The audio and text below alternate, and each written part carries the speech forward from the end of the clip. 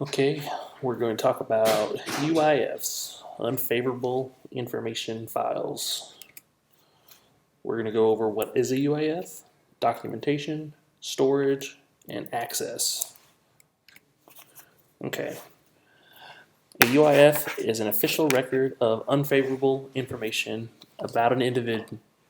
It documents administrative, judicial, or non-judicial censures concerning the member's performance. Only commanders on G series orders and senior to the member have the authority to establish a UIF. That's important because we will have commanders that have people equal in rank to them, and it has to be clear on the G series that they have authority over them.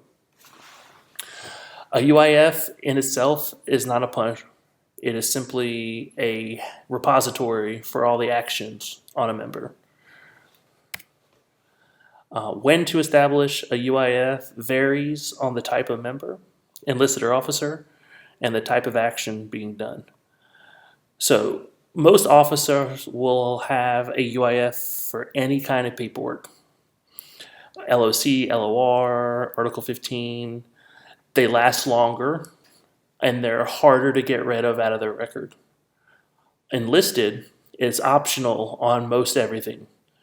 The commander gets to decide if they want to establish one or not. So URFs or UIFs are built using a SF66 folder. Those are housed in our cabinets, our filing cabinet. They're locked up, but we have a ton of extra.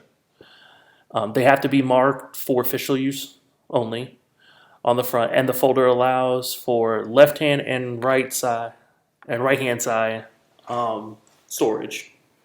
So on the left side of the folder, you're going to put your 1137, your review sheet, and your self-inspection checklist. On the right side, you're going to put your 1058 and then all the supporting documentation. The 1058 has to come with all supporting documentation. So this is the 1137. If it's highlighted, it has to be done in pencil. The reason is the UIF transfers with the person. So if the person changed units, or they got demoted, or they went to another squadron, we would have to just erase what's there and fill it in with the new information. It's filled out by the CS and the commander. So we went over that. Under the type of incident, the CSS writes a brief statement, like excessive PT failures, issuance of an LOR, dereliction of duty, stuff like that. They'll put the date in the column. In the summary, they're going to write a brief description of what to happen. Member failed fourth consecutive PT test on 15 November 2019. Member received an LOR. No rebuttal from member was received. If they did submit a rebuttal, you would say rebuttal received on 15 November at 15:30. The last parts of the 1137 will be the signatures. Both the commander and the monitor will sign the 1137 in that last column. All right, this is an example of the review sheet. Reviews have to be done on different timelines. It depends on who's reviewing it, but all that can be found in 362907. Commanders have to review all UIFs within 90 days of appointment. So if they're a new commander, they have to look at everybody. JAGs have to do it once a year, and then the wing monitor has to do it every 6 months. The self-inspection checklist is just a checklist of what to look for. We keep it in the UIF so we don't have to go hunting for it. If you need a copy of it, we can look at an existing UIF, or they should be on the FSS drive. The 1058 is the form that actually establishes the UIF. It's filled out by the commander, the member, and the CSS. This is the form that has to have the LOR, the LOC, the Article 15 accompany it.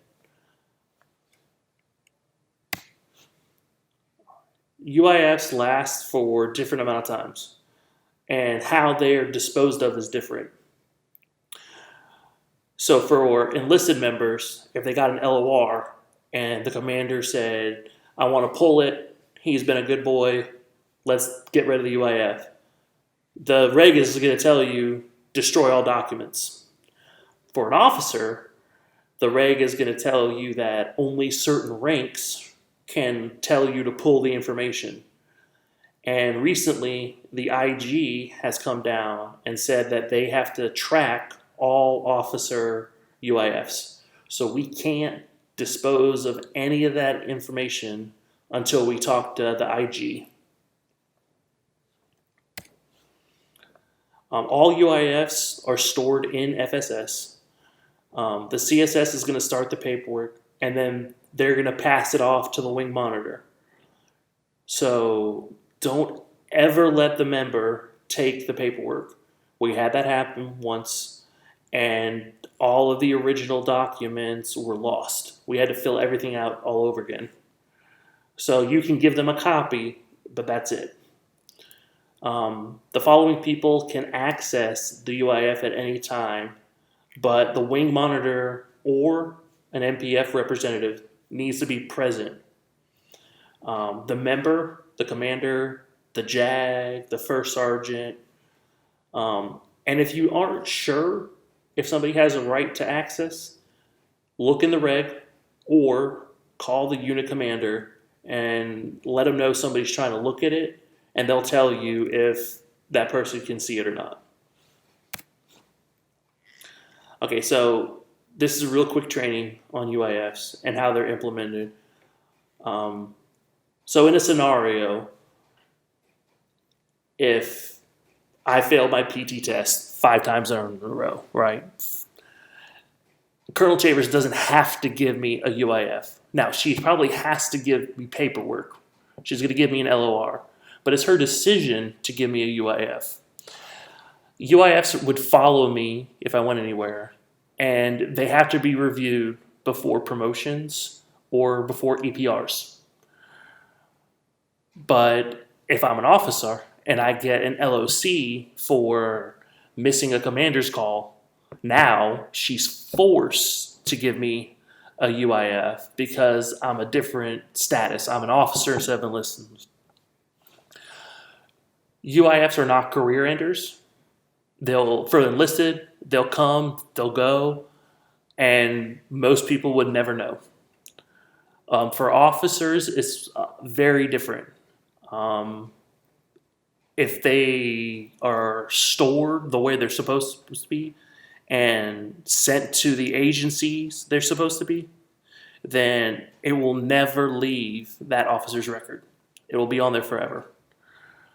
Which is why the IG is tracking it so closely now. But for the most part, when somebody asks you a question about UIFs, you can kind of point them in the right direction, or you can just send them to me as the wing UIF monitor. Whenever Colonel Chambers determines who my replacement's going to be, I'm pretty sure they'll take this over, and I'll train them on everything with it. It's a very easy program, and we have maybe 1 to 2 UIFs a year. So it's not a high volume program. If you have any questions, just shoot me an email, and I'll be happy to answer them. Thanks for your time. I release you to your next training. Thanks, guys.